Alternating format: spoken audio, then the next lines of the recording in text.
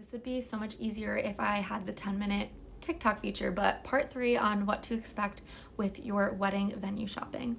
If you are having your entire wedding, that it means ceremony, getting ready, all of that stuff, if you're planning on doing that at the venue's location, make sure to ask about a getting ready area, a bridal assistant, stuff like that. Those are super important to know about because you need to make sure that you have a space that you're able to get ready in, and if you do, how much is that going to cost?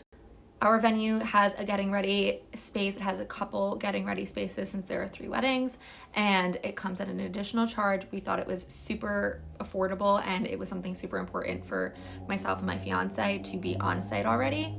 And ask them if there is food included. Sometimes that comes with like a breakfast or a lunch, sometimes mimosa, coffee. All of those things are really important questions to ask. If it doesn't, make sure that you're allowed to bring in food and beverages from off the premises. Take a ton of photos and videos. Obviously, if you guys have been following me for a while, I recorded my entire venue tours for all of the venues that we looked at, and I felt like that still wasn't even enough. I have so many pictures, and I'm like, wait, is there a green wall in this spot? Is there tables in this area? You need to take pictures of literally everything, because if you don't live close to the venue, it's not super easy to just like go back and pop in and be like, hey, can I actually stop by and just do a quick walkthrough? You want to just be able to have everything accessible at the touch of your hands. I'm talking about even in your getting ready space. I saw this tip online. Take pictures of how many outlets there are in your getting ready space. You need to let your hair and makeup people know how much they have to like use all of their, hair tools and blow dryers and ring lights, stuff like that. Those are important questions, and not really necessarily questions that you need to ask your vendors beforehand, but especially when touring them, it's super important that you just have that information.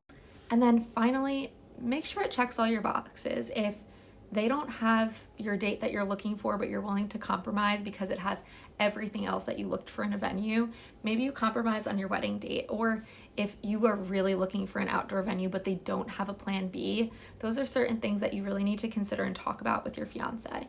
If there are any other tips that you guys feel like I left out or are super important, or you guys have more questions on, please feel free to put them in the comments. I am so happy to answer any questions.